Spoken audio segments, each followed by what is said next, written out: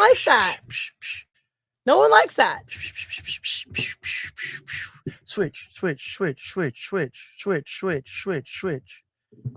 What? What are you doing over there, Didi? You know, I'm pissed off at you. I just saw when you switched that we're live. Yeah. You gave yourself away. I did. And I'm pissed off. You know, I'm already started pissed off. On tonight's Deeper Issues Nerdcast, the Texas Chainsaw Massacre lands a director and takes us back to Texas for this reimagining. Also, that's where all my exes live, mind you. The Walt Disney Company is releasing some of their more popular songs in sign language. Looks meaningful. Oh my God. Looks like meaningful evolution, but, you know, it could also just be corporate optics. We talked trailers. We got a Coyote versus Acme and a Clayface trailer. And Didi just watched the Street Fighter trailer. The Simpsons are phasing out their couch gag. Could signal the end of an era. Also, the debate about AI rages on, so buckle up, buttercups, because we may be headed towards another Didi crash out. Stick around, because your fandom awaits.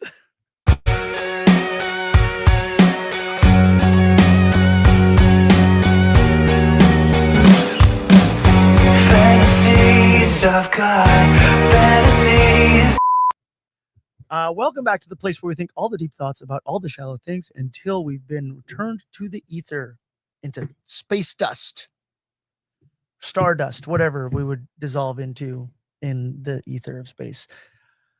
We are stardust. If this is your first time joining us, what we do here is we take the weekly geeky zeitgeist, make it accessible and digestible, whether you're a total noob or level 99 pop culture wizard. Myself and my fellow nerdsplainer have a PhD in pop culture in order to be your geeky guides to helping you discover what kind of nerd you really are. So welcome back to the gateway to all things nerdy, no gatekeeping allowed.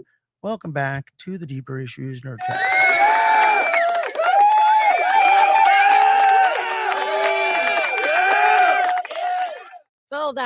Settle down. I'm going to try to keep an eye on the comments all across all platforms to the best of my abilities. Since I am in the producer's chair today, my name is Pablo Romero Estevez. To my left, so no Ty today. So I'm sitting in Ty's spot. Ty had a thing. He had to go see a man about a dog. To my left, the safest Didi in North America, the only Didi whose couch you could comfortably rest on and know you're not going to be stuck to the cushions in a pool of baby oil by the time you get up. That's not happening with this Didi. That's just the other Didi. Live Didi Julian King.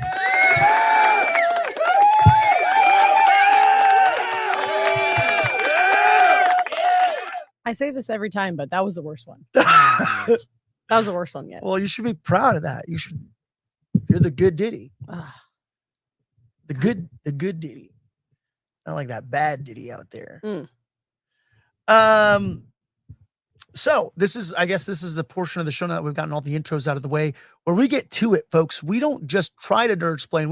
We're breaking it up here. We have segments. Like I said, if this is your first time joining us, and we don't just nerdsplain, but we learn stuff and we want to share that with you. So this is a little segment we call, What Did We Learn This Week? I feel like I learned something.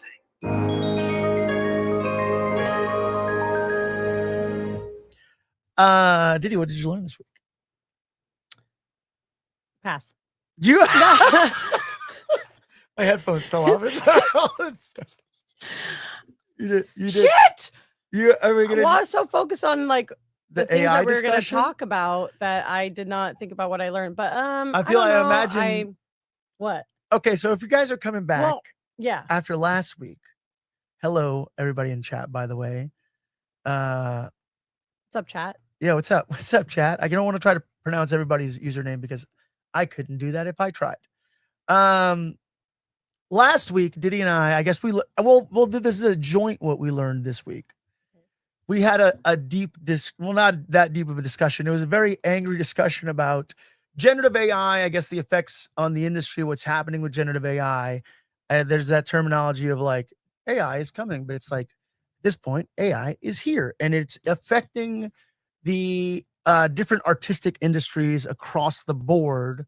It's affecting all sorts of industries. There's a lot of things. I feel like paralegals are probably being affected by it, not just like the arts and whatnot. Mm-hmm. And just kind of, I guess, what generative AI is meaning in a real world sense of like, I don't know how applicable it may be. So after our discussion, we sent out a bunch of stuff. We have a group chat. Well, it's me sending out stuff and everybody just no selling my group texts. No responses. 0 responses. I got 1 response from Jared at some point. My bad. Yeah, That's my bad. it's okay. I read him. Yeah, just no thumbs up or anything. Yeah, I should have done that. Sorry. Thumbs up or thumbs down. Thumbs down. There is a thumbs down option. Yeah, I know. You Should've could at done that. least thumbs down it. Anyways, Any response. I'm sorry. so I learned I'm bad at texting. we learned. I've already known that. Yeah, we learned about I guess other things since that last discussion to try to have a further discussion, and I invite everybody to chime in and throw in your perspective. If you're listening to this on the audio podcast after the fact, sorry, just yell in your car or wherever you're listening to. Just Well, okay. and maybe we'll hear you from a distance. Actually, I did think about something. Oh, okay. Whoa. And it might I had a thought. be related to that topic altogether, but I don't know. Do you know like the Instagram stories and like the reels and the TikToks of the back rooms? Yeah. That's getting a movie. It's getting a movie. And like Well, explain the A24 back rooms for people who don't know the back rooms. Well, basically it's very off-putting, weird. It's like YouTube content, right? Like It's YouTube, it was a YouTuber that kind of like created a It's a weird thing where you yeah. fall into. Yeah, it's a YouTuber that like, okay, you could be going too far in one direction and you end up in the back rooms. And the back rooms are just like, imagine an abandoned mall or something very eerie like that. And then weird stuff is happening, very dreamlike. An empty space. Where you're like, so it's like you enter a portal basically from like a public place in a back room, and then you enter like the opposite version of, or just like an endless maze or labyrinth. And it's like a dreamscape / like hellscape, like you're in it. And at first it just feels like everything feels like, oh, I'm still at the same place, but it feels off. And then the deeper you go into it, it's like faces are growing out of the floor and everything's off and weird. Right. So he's getting the creator of it. He's getting a movie now. A24 greenlit it. They're having him direct it, and it's big actors in the movie. Which is this is a trend right now. I feel like there was the submarine movie with the other gamer. Gosh, why can't I remember that movie? Well, A24 but always YouTubers are getting films right now. It seems like it is, and it is very cool. But I've always wondered how he made those. Iron Lung. Sorry. Iron Lung. Okay, yeah. Yes, that Iron Lung movie was that YouTuber as well. And it got a lot of, I haven't seen it, but it got a lot of praise, and some people hated it. It was divisive, I guess. So polarized.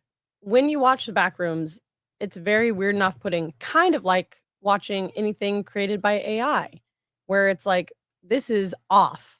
This is like seems like reality, but it's off. The Uncanny Valley. Uncanny Uncanny Valley, I guess that applies to faces. Faces are But I seeing think now mirrored it's images more of people. But I guess the same It's more of a phenomenon. blanket term now of, I feel like, yeah, like it's an effect of like something here is off. And it gives you the creeps. I like shit like that. I love shit like that. And I love the back rooms. And he's getting a movie. He got to in real life too, am I right? What the hell? No, I'm just kidding. But just kidding. I wonder how he created that as like a individual artist creating. He stole the ideas. He stole it from Stranger Things. He stole it from Mega Realms. You steal it from. It's not stolen. Great artist steal, did he? Well, that's Jordan Peele kind of did that with Us. It was like the alternate version of the world, and there was actually the people that were the alternate. That's fine. People get ideas from different things. Yeah, I just meant how did he created it, because he had to use some sort of software to, like, sometimes he'd be filming and he'd be out next to like graffiti and stuff, and then it would be like all of a sudden in the back rooms or whatever, and it was all very. That's I think that's like AR, so augmented reality in that one. He did use AR So technology. So it was interesting because I was like thinking about that earlier, and then I was like blank when I didn't know we were starting. Classic. But then I was like, if I said that, are you going to be like, yeah, exactly, AI? And I'm like, well, no, I don't think that he used AI. I don't know, but I wouldn't be surprised if he did. But because he was a solo artist creating things, he could have, you know? But in this new movie, he's not. It's all, you know, practical effects, which is everything he wanted to do. I did look that up, and then so the AI overview from Google would be that it says he did not use AI. It was created using 3D software, Blender, and compositing tools with Adobe After Effects. It's a popular found footage backroom series by Kane Pixels, and said the realistic look was handcrafted by artist Kane Parsons to resemble the 1990s analog video footage not generated by artificial intelligence tools. Period. So, and he made that effect, and it made it so off-putting and so like uncanny valley feeling, but without using AI, and that's pretty cool. And he didn't have to, and he made it by himself. And so, yeah, I'd like that to be the thing I learned. That is pretty cool, and I do like the trend of YouTubers getting films that are like mass distributed because they're like, oh, you have a built-in following kind of thing. A24 does give chances to people, like, you know, like Talk to Me. That was like, you know, really indie produced, like a trailer that they made a trailer for it. And then A24 got it, and they were like, we want to do it. Let's do it. We're doing that.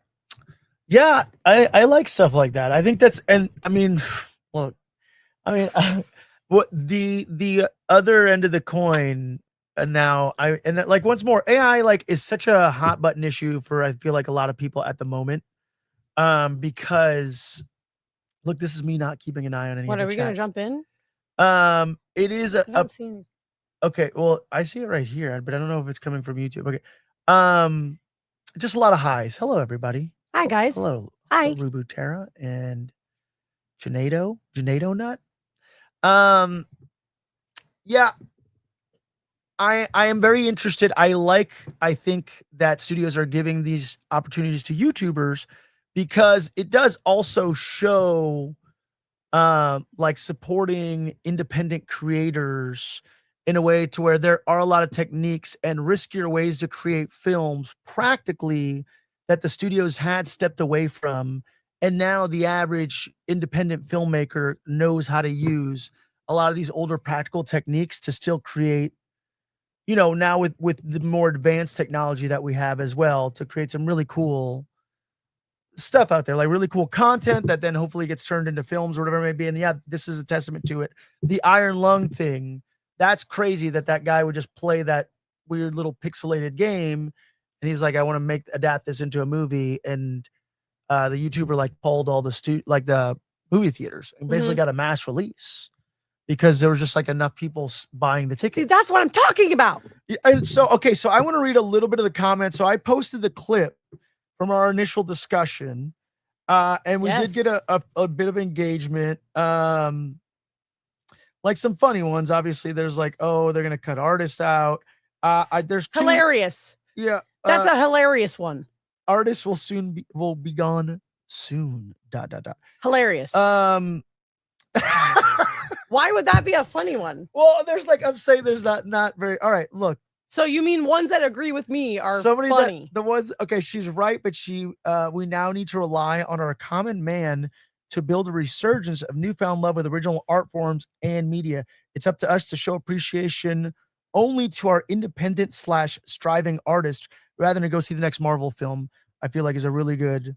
Is that one funny? Yeah, it's hilarious. Oh, that's funny. No, this is just a comment. And then Dan Parks, creator of the Old Town Film Festival, by the way, he has a bit of a longer one. And he does think that it's going to be even the playing field to an extent that history has proved that wide is the path that leads to destruction and narrow is the gate that leads to eternal life. And is like oftentimes audience goes and sees like what's easy and not what's in the hype machine.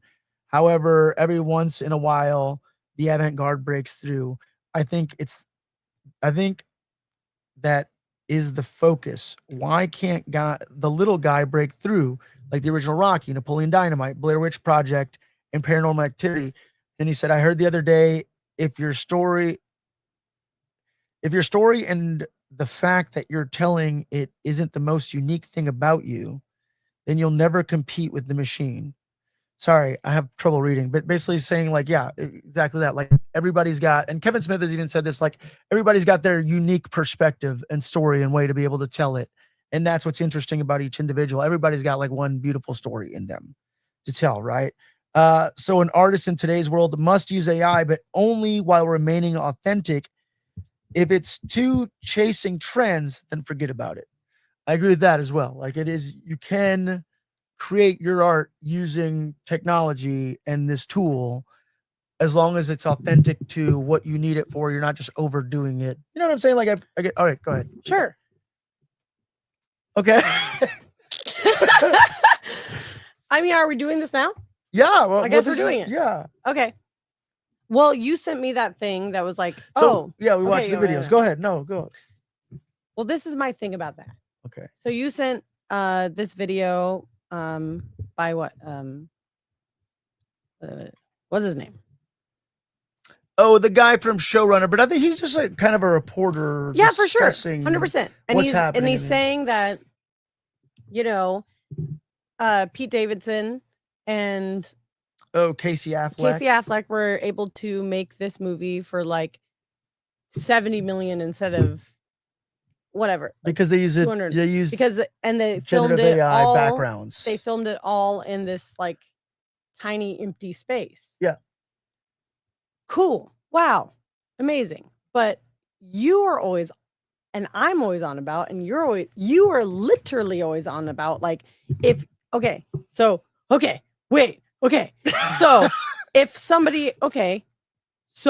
if somebody is on the Epstein list and I'm like, I don't fuck with that director or that creator anymore because they made that movie. I'm not watching that movie. And you go, oh, well, you're actually stealing jobs, like all these jobs, like a movie creates all these jobs for people. And I'm like, okay, yeah, you're right about that. But they have a choice to not work with that person. But in this case, you're like, yes, that's so cool that they're doing this without a big studio. Fine. But they're filming it in an empty, like, storage unit. Yeah, empty which space is the kind of thing. actors, which is stealing jobs from set creators. Well, And you still in order to make said a they movie to filmed a that- certain level. But yeah, they said they filmed that in an entire empty space. but you still need It's all gaffers to light the talent. You still need a makeup team So, to light okay, the talent. you're So you still okay- need wardrobe. Sure. You still need But set a creators. crew. So you're talking about a very set fun, designers. Yes, I agree. you're cutting out a fundamental part of movie magic of creating sets that, I mean, look at, you've toured sets? Yeah, You've they're been on cool. sets. I love They're- set design. Yes, it is a huge part of movie magic. You're just going to have these actors just have the environment rendered around them, and we're not supposed to be concerned. Like set design, that's like a whole thing that you could graduate from film school with a degree in set design. Yeah, And now working with your that hands. Well, I think could be taken away. And that is being taken away. I think it's gonna be up to us, but I think people are still gonna seek out the genuine. That's the thing. I don't think But that you're it's gonna be few and far saying that between things for are bigger moving films. towards this. And I don't think everything's gonna be that way because I think people would just naturally. but why reject wouldn't that. it? Why wouldn't it if it's cheaper and easier and they don't have to pay people as much? Because people aren't gonna, once more, like the uncanny valley effect, we're gonna see what's disingenuous. So I think the average viewer, like I'm giving a little bit of credit to people who will Too much seek credit. out the genuine thing. But yes, a lot of times people do give into the overhyped machine. Yeah. However, I do think we're getting fatigue from superhero and Marvel movies and a lot of Yeah, but you know, you create original IP, you make the movie, you raise the money, you can do indie movies have existed without AI. I agree. And they can exist again. You don't have to use AI. You don't have to make it studio like quality, like major motion picture, like $1 billion like quality. Yeah, the avant-garde will break through, just like Dan said there. Not all things are avant-garde, like Sinners. Let's talk about Sinners. It's a feat. And that's I don't think okay. And then also let's talk about Let me clarify let's talk about practical effects, okay? Because what are some of the best movies you've ever seen? Labyrinth, Willow. Sure. Yeah. Okay. I wouldn't say they're the best, but they're good. But your thing is all physical media, VHS, and you're going to tell me that those aren't some of the best movies. If we put more money into that in AI, don't you think? I always said that from the beginning. Like, imagine instead of CGI, that if we invested more time and money into practical effects make a huge difference in a film. The magic is there. There's no magic in AI. Yeah, no. I'm sorry. I think you think it's easier and it's more accessible for people. I don't think so. You do think that. You're making me seem like I'm not a studio exec. I am far from a billionaire. Okay, I'm not that, and I'm not choosing to lick the boot of, because I think what's more that those people are tone deaf and they don't know what people want. And I think people who appreciate art and good storytelling will always gravitate to the genuine and to the authentic. I think for sure studios are going to look at this thing and use it. Hello from Brazil. I think people will use this, or studios. I'm sorry. I think studios will use this technology. I think creative indie filmmakers will leverage this technology to up, where they lack in budget and to invest into the people who are worth paying for their craft. I think the other thing is it's really fucking expensive to make a film. And that sucks. I feel like for some of these independent filmmakers, because, and this is what I didn't talk about last week, is the legal representative, one of the legal reps for SAG-AFTRA was at this symposium over AI. And they stated, so it's not, as much as I want to think that SAG-AFTRA is a defender of the people, they were like, oh, we negotiated in the contract that if an actor, or if they're going to use an AI actor or an AI avatar as in a film, then they still have to pay into the SAG-AFTRA pension.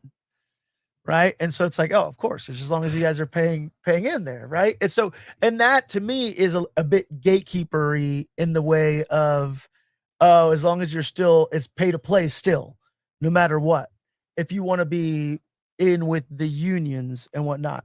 And I'm not anti-union whatsoever. I think unions protect people. I'm not saying that, but I do think sometimes the processes have gotten harder for the independent filmmaker who maybe does have, and I know that there are options for micro budgets for SAG-AFTRA, but there's still like, if I have a $30,000 budget, which is a lot for an average indie filmmaker, if I have a $30,000 budget, I'd want to spend it on making sure my crew gets fed properly. I want to make sure that everybody is comfortable, and then we have the amenities that are taken care of. I would want a core of really good, hardworking folks that were passionate about the craft. And you know what I'm saying? I would not want to take my $30,000 budget and pay 25 or 20,000 of it to making sure that I'm meeting certain requirements from a union. Like, that's just what it is, right? Like it sucks because I feel like that stifles true creativity for a lot of people out there that could use certain resources that would up their production value, but are being gate kept from the small micro budget filmmaker. And that's what's interesting, is that if somebody with a really good idea and $500 has been given some sort of fire to be able to tell their story, because everybody has one amazing story in them. And again, so making things accessible to those people is important. Yes. And again, I just think that that's all you're thinking about when we talk about this. No, is that the person no. with $500 in their pocket and that they're gonna make the movie that they want to make, and it's so cool that they don't have to pay all these fees and all these things, and they get to make the movie at studio quality or whatever they're gonna do. But all I'm saying is that that's a fairy tale. People with the more money are going to use this to cut people out of work. And that's just it. That's period. Simple. That is going to happen. Yeah. It's already happening. So I know that art will exist and people will like prevail and everything like that. All you're saying. But I just think that it's a crazy stance to take that AI will be the savior of it. No, I don't think AI is going to be the savior of it. I think people, once more, I think people are just going to gravitate to what's genuine and authentic and real.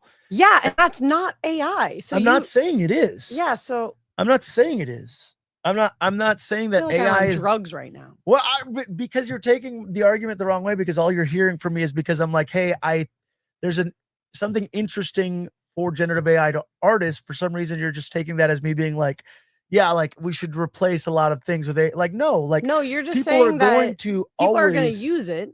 Yeah, some people are going to use it. They're going to. Some artists are going to use it and be able to create interesting things. But if you think that it's not going to, like, if we like as artists, as an artist, some people are already using it. I know, but if we don't like take a stance, stop. Literally, like laws are being formed that can be like, you can't do that. You can't like have like an AI generative actor in a movie. Those are already laws are being like made. Like strikes are like happened already that they're like they want to be protected in their field. Strikes were settled. Yeah, but they're finding ways around them. So more strikes will happen. I guarantee it. 100% more strikes will happen. And because you can't just steal jobs and like replace people with generative AI with nobody caught, like, you know, even if it's pure of heart, like you're saying, oh, it's so pure. These people want to create something. They don't want to have a studio behind them, but studios are going to exploit those things. 100%. 100%. Yeah, studios are going to exploit anything. Studios have been exploiting artists but for centuries. So like the big argument with the Marvel Studios thing was that Marvel was underpaying and overworking a lot of those artists. And then people were complaining because they're like, oh, this sucks for, the artists working on Marvel projects. And then they have to like revise. Remember like the face in Thor Ragnarok, a little boy, they're like, well, why was that weird graphic in there? It looked like it was something that was just superimpose an extra scene to help tie in the story. Mm-hmm. And a lot of the artists that worked on these sets, like they that worked on these projects, sorry, not sets, were saying that they're like, yeah, we were just like grossly underpaid and ridiculously overworked. I think there's still going to be a place for people that are CGI artists. I think it's going to fall a little bit more into the realm of independent filmmaking, but I'm not going to fight a certain technology that could speed up certain workflows for me because I'm a video editor. So it's like I will probably end up dabbling or hitting elbows with generative AI at some point within that industry because of the way that programs now work. And it's been moving in that direction within the world of video editing. Don't you take pride in like, if I know, okay. So especially with editing, it takes hours of like days, weeks, months, years to perfect something. And it is like those people win awards for the very work. Detail oriented. Yeah, no, I've edited a lot of things. And it's incredible. And it's something that cannot be replaced. But then, okay, now I'm going to supplement my work with a bit of AI to do this. Do you think that some of the humanity can come out? Yes. Yeah. 100%. And so I was talking about this earlier that Adrian Brody won for Best Actor last year for The Brutalist. and his accent in The Brutalist was AI enhanced. So you've got actors out there perfecting a language, going to speech dialects You're saying coaches. Brody couldn't cut it. I'm just saying that there are actors Do getting better, Adrian like Brody. dialect coaches or living with the person that they're portraying for a year, 2 years, perfecting mannerisms, perfecting little tiny things that they do in their speech, or spending so much time perfecting, and it's a craft. It's a craft. Of And course, then I'm not denying that it is. yeah. And then you're gonna have Adrian Brody out here, you know, in this Zionist propaganda movie, and then they're gonna use fucking AI to enhance his accent. He's gonna win Best Actor. He didn't spend any time like trying to learn that dialect. He didn't. He might have spent time on the act and on the. I don't know what he did. That movie sucks. But he just. I didn't see it. It's bad.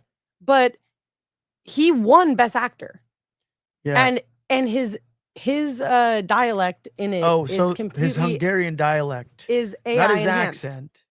So his dialect so they fixed for him to be able to have the proper way to say. But there's people that things. dedicate years of their life to perfect things that they're going to portray in a film. Well, the other thing is crazy is that American audiences don't fucking know the difference anyways, because I've seen a lot of stuff where people speak Spanish in certain films and they don't speak Spanish natively, and just for them, it's oh, that sounds so fucking authentic because they don't know any better. So they could have not done that, and it would have been just fine. And it would have been fine because nobody knows the difference. Well, that's what I'm saying. What is a Hungarian dialect? My thing too is that Johnny Depp, one time he played in Finding Neverland, he played J.M. Barrie, and he studied for a year or two in perfecting the dialect from that certain region that J.M. Barrie was from, and he nailed it, and he was absolutely incredible. And it was dang, that's a craft. You dedicated yourself and your time and your life to speaking like that. And everyone talks about Johnny Depp oh, his voice has changed so much and he talks so weird now. And it's yeah, because he's he's drinking those mega pints of wine. Sure. Yeah. But he also spent years perfecting Hunter S. Thompson's every single mannerism from him. How can that not change your personality? I swear to God, I'm around somebody for 10 minutes and I start talking like them. So yeah, of course, if you're gonna literally dedicate a portion of your life to learning how to speak exactly like that for your art, that's gonna rub off. So that argument's crazy to me. But I agree. He got nominated for both those roles, but the J.M. Barrie one, for a specific dialect, he had no videos to look back on to see if that how he talked. He just learned the region he's from, spent so much time in that region, learned how to speak like that, down to the syllable. And that's a master class in acting. Yeah, for sure. And then you're gonna have Adrian Brody win an award for an AI enhanced accent. That's crazy. Well, don't. No, you're downplaying maybe the other things he did as an actor to embody whatever. You know what he character he's did? playing. Acted like Adrian Brody out there. Was he just? He acted like I doubt Adrian it. Brody, and yeah, no, it's bad. Watch the movie, please. Have you seen the movie? I've seen it. And I can't. Is it worse than Dang. Jared Leto in House of Gucci? Well, I'm sure nothing's worse than Jared I agree. Leto. Look, but this is then what this is, and also that's jobs from dialect coaches. but to your point, all jobs aside, yes. To your point, this is a deeper discussion at its core. It comes down to lost artistry. This is a societal issue in our appreciation for art and what we support and what we allow to just be fed to us. Exactly. And that's another thing of AI.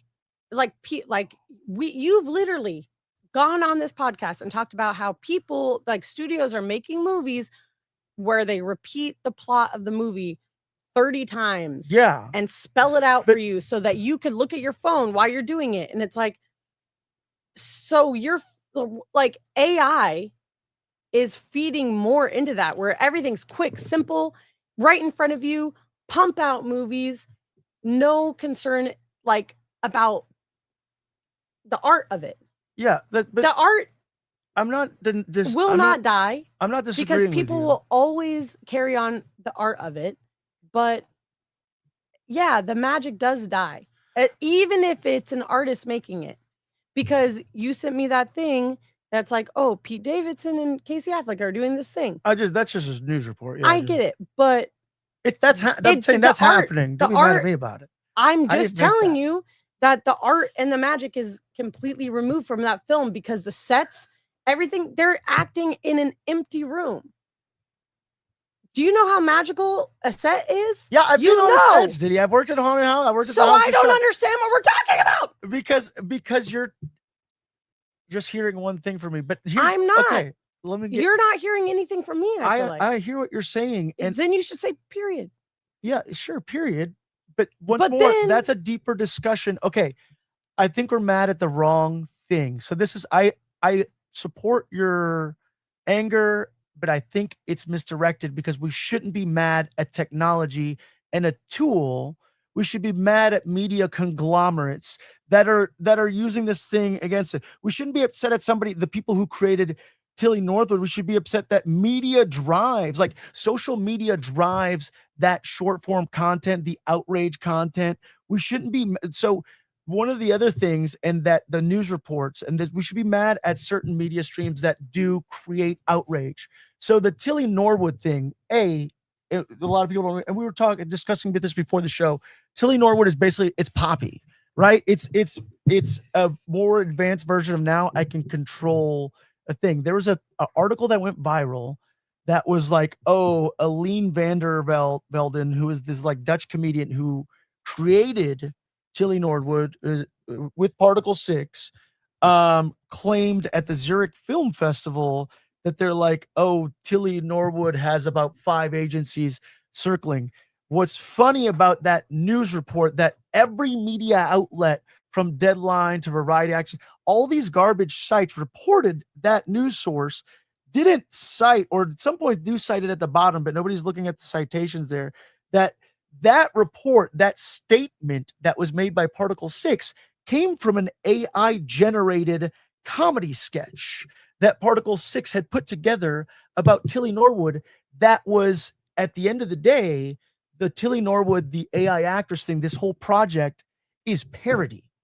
And they're missing that nuance, and they're reporting it as if it's fact. But this whole thing is parody. So I don't want to be upset at these creators, at these people parodying all these different things, or I'm not going to be upset at the creators. I need to be upset at this clickbait culture. I need to be upset at the internet culture that's been created and how we consume content in general. I need to be upset at the conglomerates that are, pushing more art for this second screen experience. I'm not upset at the everyday worker. I'm not upset at people leveraging generative AI to tell a story, to feed into certain things. I'm mad at us in creating and allowing and supporting these things that has taken away from true art. But once more, people who appreciate genuine art are always going to gravitate to genuine art. And what's going to happen is, yes, studios will leverage AI, and it is going to be trash, and some stuff may be good, and some stuff may be entertaining. But at the end of the day, it's up to us, the people that what we want to see. That's where we need to be putting our money into. So if you want to see more genuine content, like, pour into that stuff and support those independent filmmakers, support those independent artists, go to like cons and support the artists directly. Like, but we need to decide where we're putting this in. So I don't think the issue is generative AI. I think the issue is us still, and not just that, it's also like all these companies are just really trying to, like, Warner Brothers isn't hurting. They're in debt for a giant company, but they want to like freaking maximize profits. And we should be upset at that. We should be upset at the people that are trying to maximize profits, because I think there is space for all those artists and those jobs and generative AI to work in tandem with one another and practical effects to still exist. But that's not generative AI's fault. That's us for what we're choosing to go see. And that's on the studios and those decision makers, and shame on them for doing that sort of thing and removing people's jobs. Yes, 100% shame on them. But I'm saying that in the scenario that you've built to like justify all this stuff, you're not realizing that those are the people with all the money and the power, and that's what we'll be getting. Yeah. That's I can't argue that I can't dispute that sucks. There's a lot of people in power that I don't want to be in power right now. You're saying this Tilly character or whatever is like a parody. Oh, don't take it seriously. It's a parody. Don't take it seriously. No. I understand that. But do you understand that it won't stop there? Oh, wait. You can AI generate an actor? You mean we don't have to pay millions of dollars to actors? That's never going to happen. It will. No, yes, it will. I promise you, it will get past social media. I do not, unless, so like I can see what's happening with Val Kilmer right now. Yeah. I don't think we're going to live in a world where somebody's going to, well, you know, I don't know. We'll see. You're wrong. I'll tell you what I won't do. I won't support that. I know. But so you're already kind of like, you think that it will stop at this like parody, like actor of an AI actor? It will not. No, absolutely not. I'm not saying it will. Yeah, but and studios are already making movies where they repeat everything, and so that people are entertained throughout the entire thing. They're making movies dumber. Yeah, that sucks. Don't watch that stuff. And don't know, support but you don't understand that that's what people are going to do. Well, hey, people. Olivia's got something to talk to y'all about, right? Tell it to the people. Have you talked to them? I'm talking to you. No, I need you to talk to the people and tell them what to do. Because people in the industry are fighting against this, being like, don't even let it get off the ground. You know what I'm going to fight against? I will fight against the Paramount Netflix merger. I can't even fucking hear about this anymore. I will fight against, I can't fight against generative AI. Yes, you can. Actors, everybody in SAG, everybody in any sort of. That's not true. Not everybody at SAG, once more, has negotiated, as long as they're paying into the SAG pension, that they can use AI. So, but you know what? It's going to come up again. The people allow that to happen. 100%. It's going to come up again. There's going to be more strikes. There's going to be more negotiation. Sure. So, but that's crazy that they gave that up. Because is it crazy? It is, because they're going to pay into the SAG pensions. What percentage of people in SAG do you think are the people that don't really need the pensions? Would you say are like the high level actors, not the blue collar extras? No, like I'm a SAG member. Yeah. Okay. So how well is SAG taking care of you? Not at all. Right. That's the other thing, is I'm like not going to really shed a tear for the Adrian Brody's of the world. Or, you know what I'm saying? Well, I'm saying that he won an Oscar for something that he didn't. The Oscars have been bought and paid for, though. So, come on. That's why Ryan Coogler didn't win Best Director. Yeah, we know this. So, what are you upset about? I'm just saying, it's like I want to take the whole thing back. Upset that fucking CM Punk lost at WrestleMania. System. Yeah, but once more, that's I support and it's a wrong thing.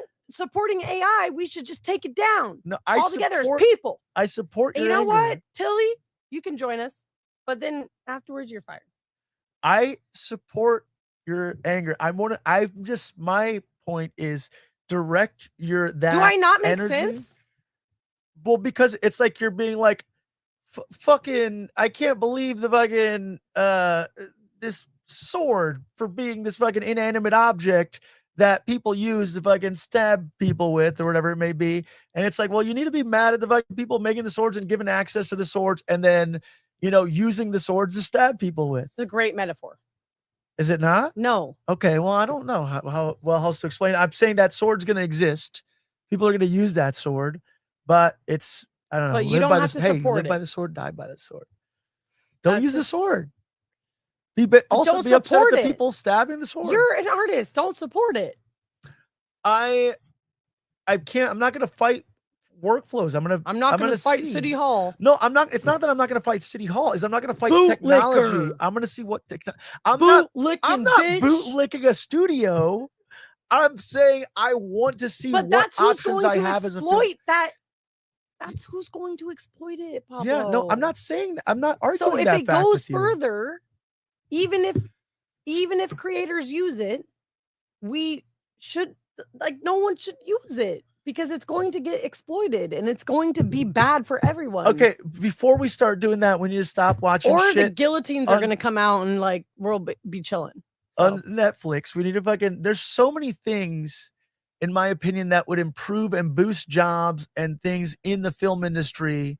And if I were to make a list of the top 10 things plaguing the film industry in LA and Hollywood right now, I hate to say this, generative AI would not be on the top 10.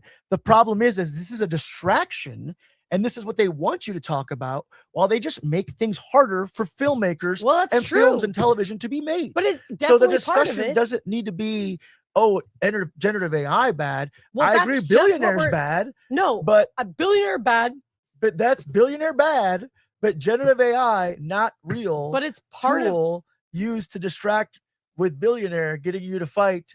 It's part of the conversation, though. It is part of the conversation. You can't say it's not. I'm not saying it isn't. Once You just more, said- not saying it isn't part of the conversation. I'm saying that we need to be upset at studios and conglomerates, and the fact that the reason why there aren't this many jobs is because there's so many mergers, and they reduce redundancies, and then they do things for tax write-offs and rewarding systems that have bled into the entertainment industry that have gotten us into a bunch of other bad situations with a bunch of other equity capital. Look, as a pro wrestling fan, pro wrestling fans are seeing that right now with this whole TKO, this friggin' equity firm who purchased UFC and WWE, and this was the most commercials ever in a pro wrestling event of any like history. So that's who I would be mad at. I'm not going to be mad at the fucking better camera or the, you know what I'm saying? Or the faster computer, because that's not where the direction should be. That's a tool for. And what I've been saying is that it's coming down the pike. So just be ready. So you're singing this tune this day. Ain't nobody paying me anyways. This is the other. I feel like that I got no skin in the game. The only thing I can do is potentially leverage something to give me more skin in the game. I don't disagree that you can use it as a tool. I don't think that you should be using it to build sets and whatever, but I don't think I can afford that level of generative AI. Once more, I think that's I think that the AI, like what, but maybe what if I could shoot a feature-length film? If here's the thing with like unions and SAG-AFTRA and independent filmmakers, and George A. Romero straight up told me at some point, the man himself, share your last name. He said, "You guys are fucking ruining this film industry. It's impossible for filmmakers to get shit done." This was like 12, 13, 14 years ago, before generative AI was even a fucking thought in the entertainment industry. And he talked about how impossible the processes were for filmmakers. And there's so much shit that got made at some point that is not getting made. Yeah. Because of a lot of the different gatekeeping methods that exist in the film industry. So let's say I, Pablo Romero Estevez, nobody filmmaker, mediocre podcaster, was granted the gift of a top-notch actor. Let's say like a I don't know, like Adrian Brody. I don't know.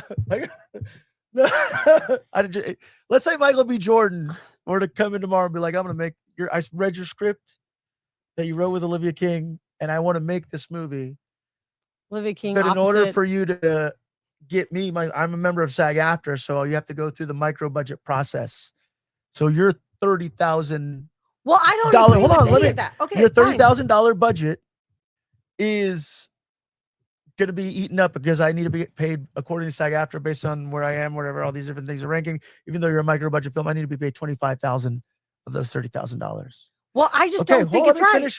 Okay, let me finish my statement here. And then I was like, "Fuck! I really want Michael B. Jordan.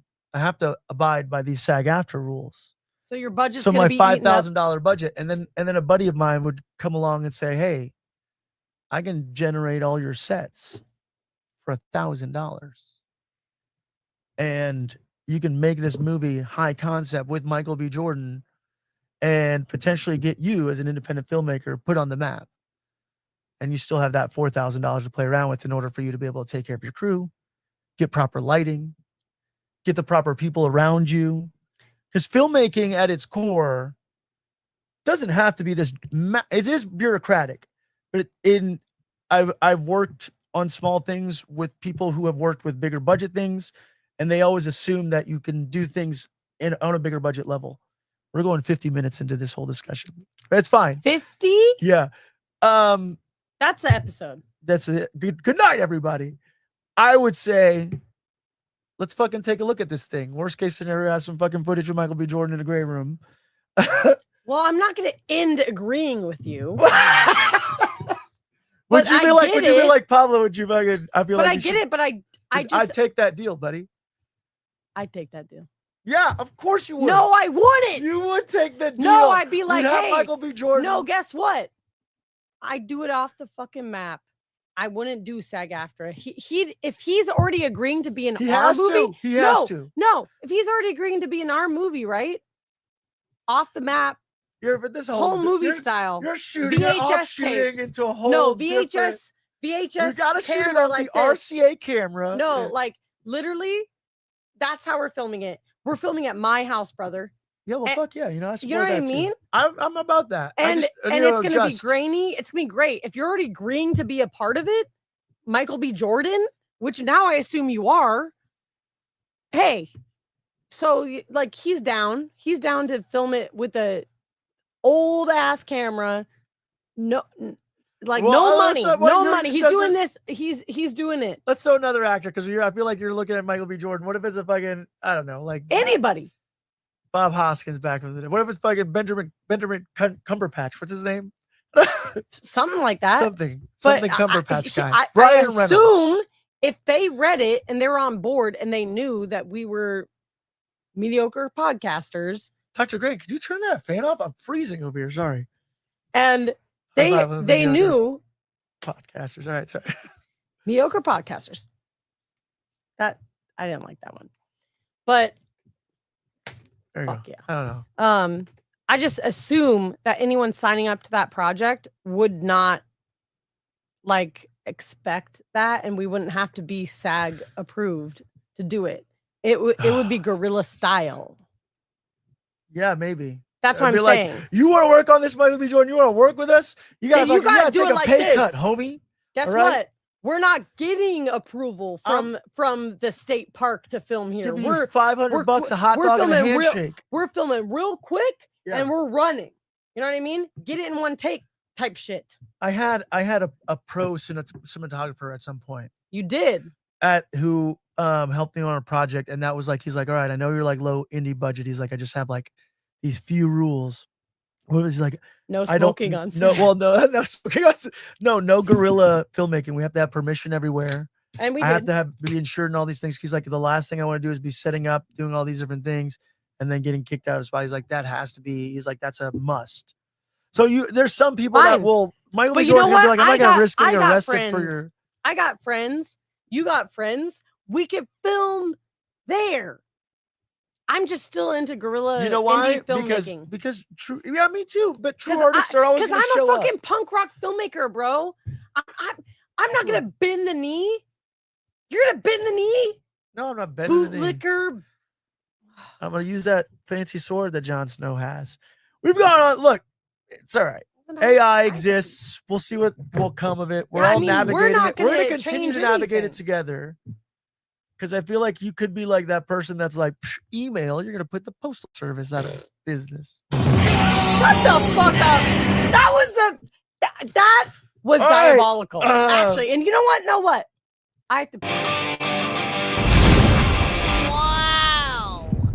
You have to do this segment by yourself. Look, we're not journalists, but we do keep our ears to the dirty streets. Olivia's got to pee. I need to sometimes read articles, sometimes read headlines. There's the empty chair right there. Most of the times, we're just scrolling our social media. No. You know what? No, I'm not scrolling my social media anymore. I look up these stories. Actually, some of it does come from seeing what the zeitgeist or what the trends are out there. So I'm lying. Okay, so the Texas Chainsaw Massacre. There's a reimagining of the Texas Chainsaw Massacre that I think was won out by A24. And I'm gonna read a little statement. This is from, I want to say, Screen Thrill. Or this is CNET as part of the national. Sorry, that's the Disney one. This is from Screen Thrill. A24 has tapped rising filmmaker Curry Baker to direct the new Texas Chainsaw Massacre reboot. Once more, the trend in Hollywood of creators, online creators, getting to step into these roles. I 100% support this. Trust me. Hey, I support this. The film is being described as a full reimagining of the 1974 horror classic, with Baker's take on Leatherface being kept completely under wraps.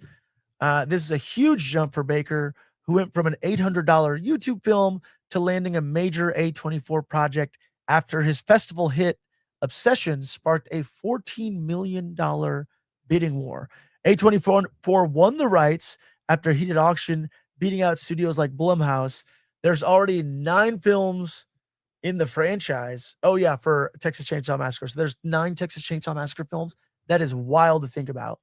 And now A24 is taking a swing at redefining it for a new generation. I am a huge fan of, well, Toby Hooper, but I also am a huge fan of the 2000, was it 2000 Texas Chainsaw Massacre? Dr. Grant, can you, just you and me now, Dr. Grant. So I need facts here. But there was, and I this kind of, I rolled on my feed not too long ago that was like, oh, this is peak filmmaking of like camera angles, which was probably, composite of CGI, where there's a shot of somebody. Didi, I'm talking about the 2000 Texas Chainsaw Massacre, 2004, 2003 Texas Chainsaw Massacre movie. Yeah, Jessica Biel, Texas Chainsaw Massacre. And then the shot of through the head. That's my in favorite the car, shot. and how that's peak filmmaking. But yeah, I'm pretty excited for this Texas Chainsaw Massacre. Yeah, if you left, that's too late. Moving on to the next subject now. No, I'm just kidding. You could chime in. A24, Curry Baker, $800 YouTube film, landing a major A24 project after his festival hit. There's a $14 million bidding war. A24 won. Hell yeah. And there's already 9 Texas Chainsaw Massacre films. A24? No, just in general. Oh. I thought you meant they got approved for like 9. I was like, what? No, that's really cool. And yeah, that one with Jessica Biel, that shot through the head. Yeah. Peak cinematography. Yeah, I'm it's so funny. Like I'm just a fan. And you know what? Not nominated for any awards. And that shot was so amazing. Just not too long ago, we had this discussion about horror movies. Needed to be nominated a long time ago. They have not been appreciated whatsoever. Yeah. And I'm actually mad because I wasn't like a huge fan of The Substance, but it got nominated and won all this stuff. And I was like, I was happy anyway because it was a horror movie that was nominated. And this it's a crazy movie. I get it. I just rewatched it not too long ago, and I'm like, man, this is fucking unhinged. It's fine. Movie. It's fine. It's not wild. It's fine. But there's there's better horror movies that exist that never got appreciated whatsoever. Like Scream. Yes. Hereditary, The Witch. I didn't Midsummer. like You didn't like The Witch. You don't like Robert Eggers. You like more accessible films. You like more accessible films. Don't you fucking point. You're fucking you. No, You actually are. You what other stuff has Robert Eggers done? You don't like. I You just don't felt like like original IP. I do. do. You Robert like Eggers did Nosferatu. Okay, like that's not. Yeah, you don't like him. No, I know, and I thought that movie was so overrated. It was beautiful. Well, it was beautiful and amazing, incredible. But that doesn't make a good movie. I thought Sucker Punch was beautiful. Wasn't a good movie. Insane. Zack Snyder makes some beautiful looking stuff. Anyways, you know what? I haven't liked a single one of Zack Snyder's movies. You're tripping. Yes, you have. The Dawn of the Dead that he did, you didn't like that one? I never watch it. I don't like him. That was early Snyder. Like that's before he was even. Come on, the Dawn of the Dead with the running zombies. I didn't see it. No, I straight up didn't watch it. Watchmen? You didn't like I didn't like it. Watchmen? No. You didn't like Watchmen? No. I'm a Is- huge fan of the comic. It sucked. Army of the Dead? Mm-mm. I'm a huge fan of the Didn't- comic too. Didn't like it. I'm not a fan. Legend of the Guardian? No. The Owl movie? Yeah, the That movie's cartoon. sick. Yeah. That's a Zack Snyder joint. Yes, it's Zack Snyder showing the Damn. 2010 Legends of the Guardian. That was like, and let me tell you, good? it's like 16 years old. The CGI in that's phenomenal. It looked, that's I goes to didn't show know that you- was him, Oh yeah, that was Zack Snyder. but sure. This is the Snide Man. The Snyder. I'm just saying. Did you see Army of the Dead? No, I did not. It was like a casino heist movie with zombies. Oh, that's the one that Chris Dave D'Elia Bautista. was supposed to be in, and they filmed it all, and then he got canceled, so they put But Dave now that dude's Bautista in. back. Yeah, he's back. Back again. Anyways, Hide your friends. Texas Chainsaw Massacre. I'm excited about this. No, I am Um, too. Walt Same. Disney Company. Wait, Zack Snyder doesn't do it, dude. No, he doesn't. No, I'm in. that's not. It's not Zack Snyder. We digressed on that one. The Walt Disney Company is releasing some of their more popular songs in ASL. So they were very adamant about saying that they didn't use AI for this, and they actually went as far as posting on their YouTubes and social media about the process of the animation that they're going to be releasing. We don't talk about Bruno. I think which In the I don't know. ASL. Yeah, they're Which is so It's cool. because of I saw the Encanto one. yeah, today. I saw a clip of it. that one. So they're all going to be available on Disney Plus on April 27th. Do you know how you spell your name in ASL? I think P-A or A-B-L-O. Yep. Yeah. That's one of the few things I do know. I also know standing on Business. that's the other one. Mine's Oh, OLIVIA. Olivia. That's how you spell that. What's Or- Didi? D-I-D-I. Yeah. I which is forgot D, all D the. is well, skip it. Is it D or D? No, D? D? no, D isn't. It looks like this. We gotta but, look it up. But it's not. It's like this. I think it's this. DID. You know what I mean? I have a friend that does it so quick, and I know, I'm like, love- I can't. It's kind of beautiful, American It's Sign Language. gorgeous. I wish I could learn it. But Disney's doing this in part of Deaf History Month. They're releasing, we don't talk about Bruno from Encanto, The Next Right Thing from Frozen 2, and Beyond from Moana 2. Mm. And director Hiram Osmond is helming the project along with producer Heather Bolgett and Christina Chen. The team collaborated with artistic director DJ Kurz and Deaf West Theater in Los Angeles to create a reimagined sequence. The quote here from Kurz is that Disney stories are universal language of childhood. The chance to bring our language into the world was a historic opportunity to reach a global audience. Look, I appreciate this, but let us not forget that Josh Jamaro just fucking fired 1,000 people. So thanks for the ASL stuff. I appreciate the inclusiveness. I don't support you guys firing across your different services. Yeah, I mean, yeah. Why'd they fire him? Why'd they fire? Because Why'd they fire? No, Why they? if your response is AI, there was more people that were not artistic that got fired. Sure, there were some artists that got fired, and that's what got the most headlines. But there was just like a lot of average people that work in the office that have nothing to do with the creative end of Disney that also lost their jobs. Diddy, it's not all about AI.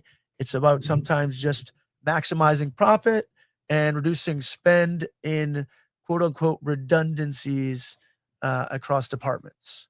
That's like the corporate term, which is like they do the same thing. They're just in different departments. So it's not, once more, you can't. Well, who's doing those jobs now? I wonder. Nobody. They just gave double the work to one person. Is what they're saying is like, hey, now instead of like you who's in charge of marketing for freaking subscription services for Disney, now you're going to take also in charge of this department. So double the workload. Who knows if they're all getting raises, but they should be happy to work at Disney. right? We're one big family here, except you guys. Y'all are fired. The Simpsons are phasing out the couch gag, which might be signaling the end of an era. Are the Simpsons unwinding? Have you watched The Simpsons? And I love The Simpsons. I'm glad it's still on. But when's the last time you watched an episode of The Simpsons? Well, we had this fight last time that they're making a new movie, and you were like, "Oh yeah, that's like, right. Oh, new movie ended already," and I'm like, "Who cares? Keep it going. Keep it going forever. Who cares?" Even without the couch gag. The couch gag, like their intro. Yeah. Well, what are they trying to do? They are saying that, okay, so this is from Screen Thrill. Simpsons are quietly phasing out one of the most iconic tradition. The show isn't officially banning couch gags, but they're no longer guaranteed in every episode. Well, like that's their intro. What are they gonna do? I think they kind of did that for a while too. Like I don't need the couch gag on everyone unless it's a special episode. Showrunner Matt Selman revealed that they'd rather use the full runtime to tell a better story than to squeeze a couch gag in with every episode. Well, that's not even new. Like if you watch all the seasons of The Simpsons, there's some of them that don't start with a couch gag, and it's just like the clouds, and it goes like The Simpsons. Yeah, but they just end up watching the show on the couch, and they'll just sit there. Or did they always? No, there's somewhere they just sit. No, there's some that the couch isn't even involved, and it's like it just like starts, and it's just like the clouds, and it's like The Simpsons. Yeah, that's how it always starts. But it's no. What it's saying is so like lately, The Simpsons always kind of had a bit of a couch gag at the end of the intro.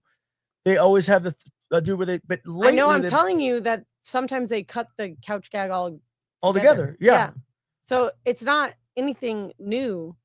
Like so now they're saying that they're just gonna do they just got really elaborate is what every single time it's more elaborate. Yeah, it's gotten super elaborate where it's like so an maybe they're like one, we're not gonna do this anymore. We're just gonna do the Simpsons intro with the clouds, and then we're gonna go on to the Simpsons. It did feel for a while like as far as like the internet zeitgeist was but the Simpsons couch gag always got more coverage than the actual episodes. Like I feel like if I see new Simpsons stuff, it's usually the stuff that goes viral, quote unquote, is the new couch gag. Yeah. So I think that they've been chasing those viral moments, and what they're really saying is we're going to stop chasing viral fucking couch gag moments and try to chase like viral in-show moments. Yeah. And why not? And why not? You should. That's exactly right. What I want is everyone to stop picking on the Simpsons. Let them run for 1,000 years. Well, the other thing that they're saying is the problem, and it's not AI, is that streaming services, a lot of viewers on Disney Plus just skip the intro. So some of the gags aren't even being seen. And they spend so much money and time on them. Time and energy and effort. Mm-hmm. So you guys aren't appreciating the couch gags. Who skips the intro to The Simpsons? Yo. You animals? No, I'm pissed. Who does it? Comment below. People are everybody comments. They're like, yeah, fuck the couch gag. You can't skip the intro of something that's changes every single time. You can skip the intro if it's like, what's the male gaze? Am I getting is that like the Gen Z stare? What does the comment say? It's about the male gaze for Pablo. What does it say? Nick Cage will do anything. Oh, so back to our discussion. Nick Cage would have done it outside of SAG-AFTRA, by the way. He would have. You know what? I believe wholeheartedly we could get Nick Cage on this show. That's the goal. He'll do it. That's high praise. That's high praise. Hey, you want to come do a mediocre podcast? Nick Cage, come on down to the Deeper Issues Dink Den. Dink Den? I don't know. I'm workshopping it. Oh, like that. Let's see. Oh, yeah. Say the male last gaze, thing. Comment. Say the comment. So I can tell you what it means. That I'm just about the male gaze. I don't know. What does it say? Read it exactly. It's the exact comment. It's about the male gaze for Pablo. LOL. That's like the Gen Z stare. No. And that's the male gaze is like, wait, but what part of the show. No, the male gaze is like, all right, I'll tell you later. I don't know. We gotta skip. Okay. I don't know what part they were talking about. Anyways, Ryan Gosling.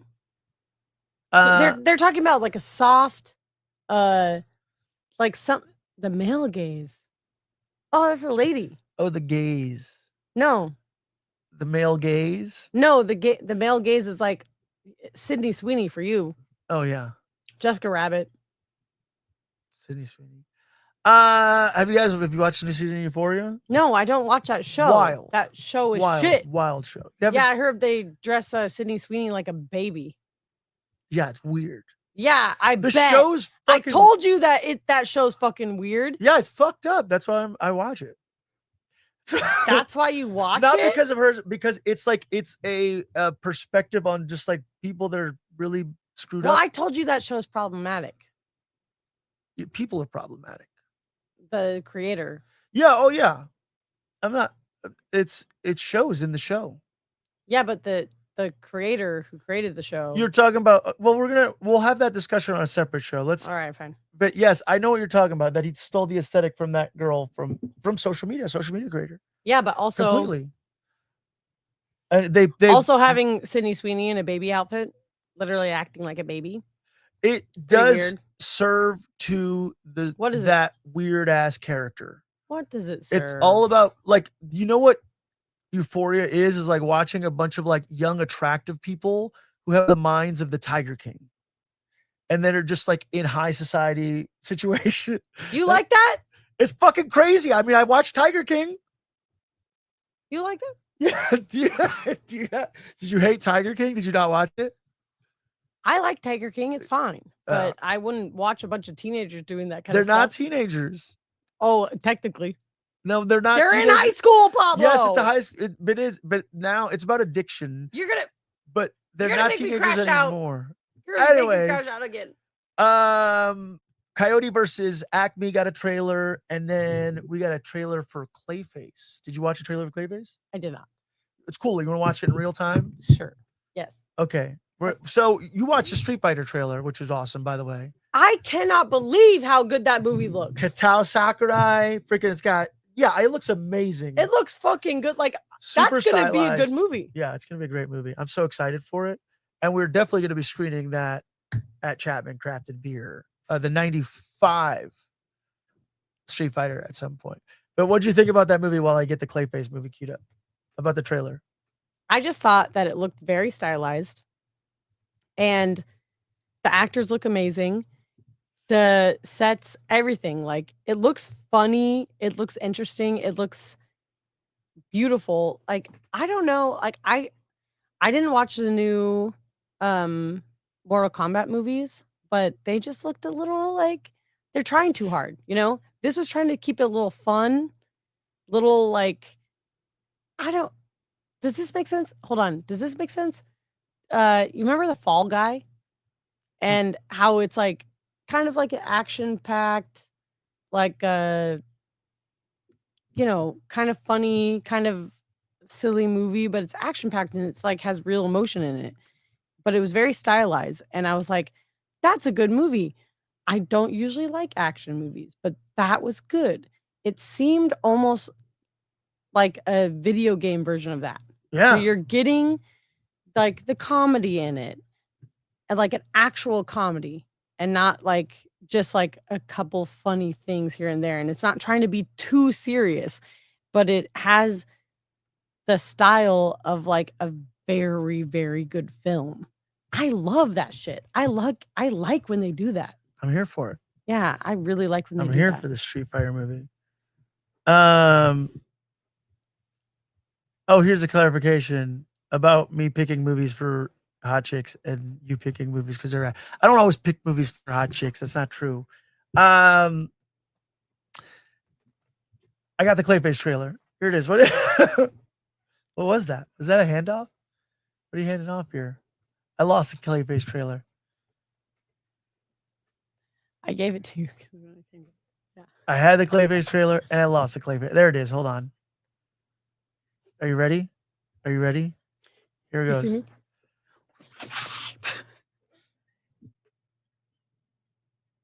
Oh.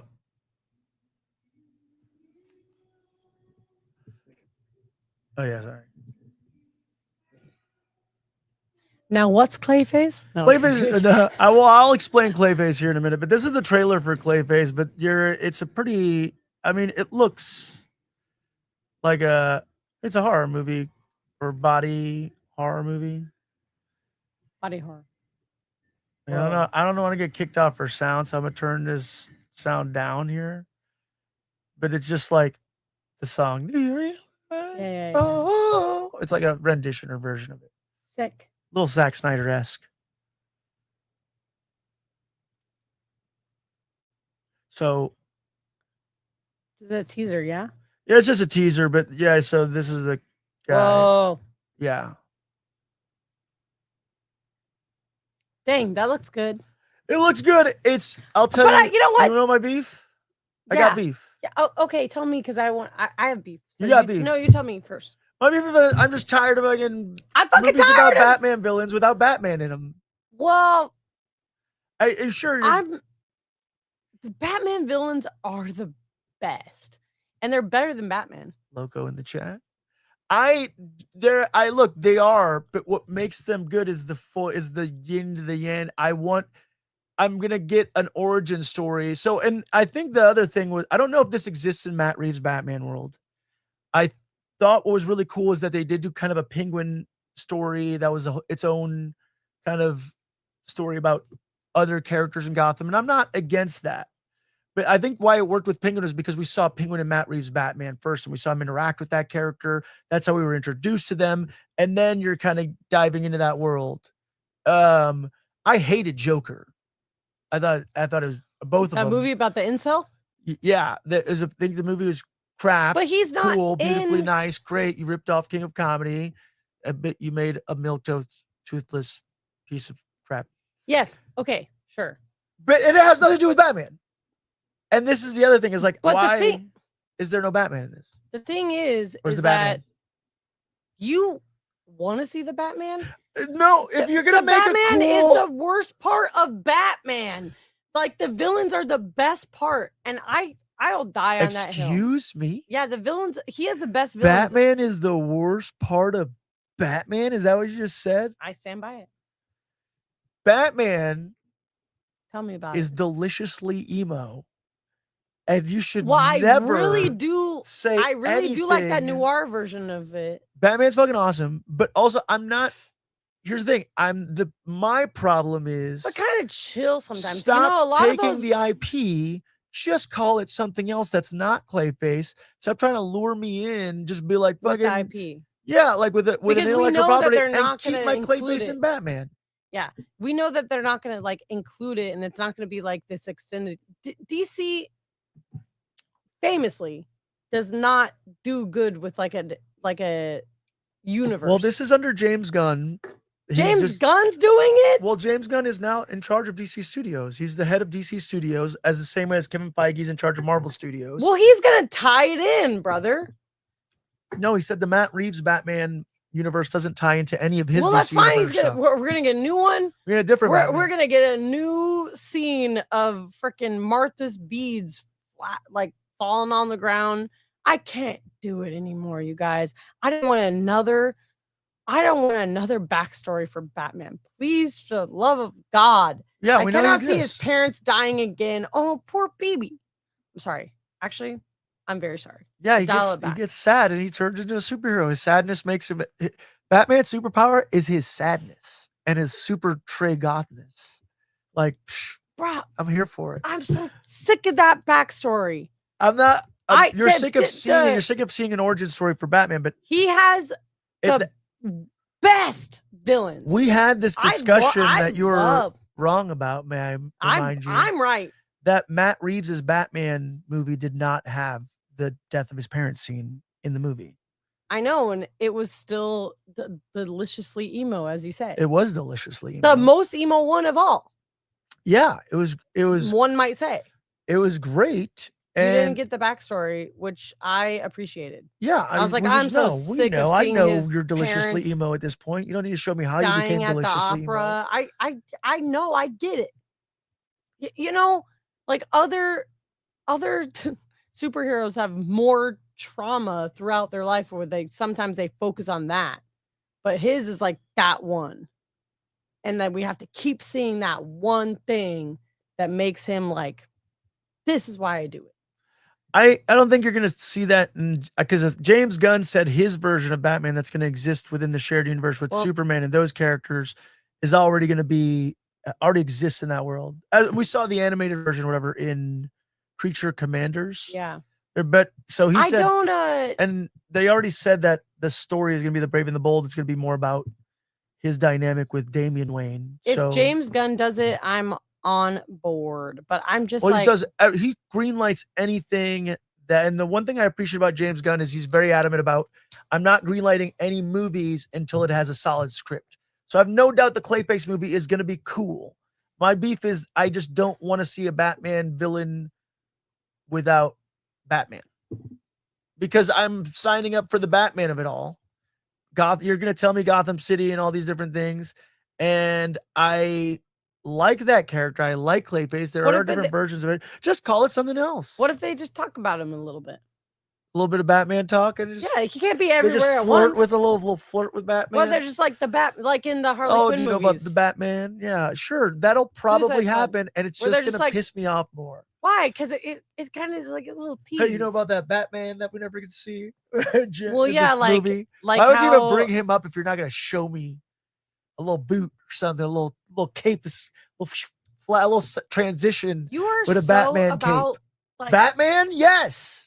His bad guys are the best, and I stand by that I don't care if he's not in it. The Batman talk has also reminded me that we did not do today's haul, and Ty was going to help with this. Sorry, folks, I didn't have a chance to do today's haul, so we don't get to feature. I'm keeping this sweatshirt, but there are new #1 comics that you can go find at your local comic shop. So I still want to shout that out. Step into your local comic shop. There are some #1 comics you need no prior knowledge or insight out there to be able to enjoy. So we do talk about comics in the show. We just did continue the discussion with AI, and I think and we said the same stuff. Dude, you convert shit. Olivia's now we all have it's insane. Olivia's that you not think even real, y'all. I've been podcasting with generative AI this entire time. Whoa.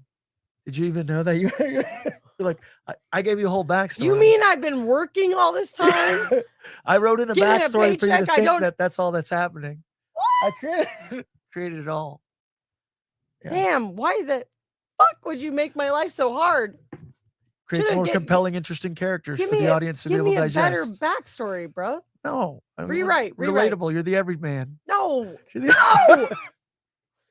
I'm mad at you. I'm keeping this sweatshirt. DINC video, y'all. We're going to be back on Whatnot. I'm going to be back on Whatnot tomorrow. If you want to buy some cool VHS tapes, support mediocre podcast, podcasters that potentially, or YouTubers that potentially could go on to direct the next A24 film. A24, looking at you. Oh, sorry, looking at you. So check out DINC video.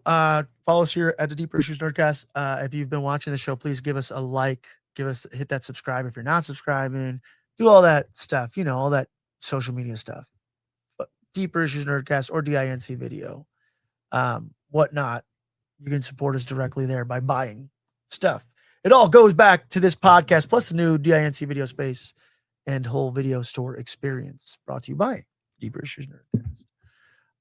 We do have an event coming up on May 18th at Chapman Crafted Beer. We're going to be screening on their very large screen the 95 Mortal Kombat movie starring Christopher Lambert. And then the movie's amazing. Since the new Mortal Kombat movie is coming out this month or in May, we're going to just try to do a little comparison. So after you see the new Mortal Kombat movie, yeah, we're going to do Street Fighter whenever. We'll probably do that one in September, right before that other Street Fighter comes out. Okay, you're right. But the other thing is I'm going to be doing I'm trying to see if I can get other vendors. This isn't solidified yet, but I will be there selling VHS tapes, but I'm going to just have a mega blowout kind of sale. I have a lot of back stock, and I was going to do like $3 VHS, 2 for $5, 5 for $10, and just throw out a bunch of stuff. There's going to be a lot of gems, just like all the overstock. We're going to bust it out at that event as well. And I'm going to try to get other VHS vendors and vendors there. So we're going to make a whole to-do about it because now Chapman Crafted is exclusively giving us the movie night. Hell yeah. That's an exclusive Deeper First Nerdcast Monday event. every month. Not No. anymore. We're just going to a random Monday of the month. Oh, cool. So, however, the other thing is that they're going to stay open a little bit later for us. Ooh. Now. So we'll be able to start the movies at like a normal movie time at like 7:15, and then be able to have like a little pre-show, preamble, all that good stuff from like 5 to 7, whatever it may be. So Brew Crew Burger is going to be there on those days because they're there on Mondays. They have a really good smash burger. Tell them to get a veggie burger. Yeah, I'm gonna tell them. I'll bring my own. No, we're gonna tell them they gotta make one. Be like, hey, I'll do you bring have my a own. vegetarian option? Yeah. Or at least a grilled cheese. Grilled cheese, at least. Some sort of thing. Brew Crew, come on, help us out here. Help Didi out. She likes beer. She just needs beer. But you did, I thought. I mean, like, if you're going into like eating I'm not. sweet little baby cows, then which that sweet little baby cow you ate that you told us It about wasn't a last week. baby. It's not a baby. That young adult cow. I'm not eating meat. That cow that had his whole life ahead of him. Did you know that cow? I shouldn't have ever told you that. No, I'm mad. Didi, you should just do it. You need protein. You're cold. I'm cold. Are you not? Where can we find you on social media, Didi? Where can we follow you? Not That Didi on Instagram, and then here at Deeper Issues Nerdcast, hopefully every event that we do. The Frida. Yeah, we'll let you guys know about the next Frida event. But definitely May 18th we'll be at Chapman Crafted Beer. That's the next event. And then we now have a spot in the Friedman building in Old Town Orange. So if you want to make an appointment to come have that VHS store experience. As you can see, like our beautiful backdrop here, flooded with all sorts of goodies, fun films. This is our own nerdy Criterion collection. We should do something like I that. know. I've been trying to workshop that name. What would we call it's not the Criterion collection. I don't know why they even call the Criterion collection, to be honest with you. Crapterion. The crap. Dr. Grant, why is the Criterion collection called the Criterion collection? Can you pull that up? No, I don't know. I've been trying to workshop some sort of like nerderian, the pop culture. The VHS. I don't know. Fizz. I got DVDs now. I've got DVDs and some Blu-rays. I have physical media. Fizzterian collection? Fizzterian? No. Just means standard or benchmark. So that's where the word comes from. That's why they call it The standard or the benchmark. Oh, okay. So it's like everybody's like favorite movies. They get it like tour, and it's like the benchmark of why they started doing what they did. The nerd standard. Something maybe about the gold standard. We'll workshop it. Hey, if you guys have any ideas, send them our way. Comment on our video. Check us out everywhere you find your podcast. I do be selling TVs, Loco, and I have some DVDs of Friends on standby for you whenever you're ready to come and visit it. We'll create some content there. Give us a follow. All things Deep Richard Nerdcast, DINC video. Look, hey, until next time, y'all, be kind to each other, keep your mind broad, and may all of your issues be comic books.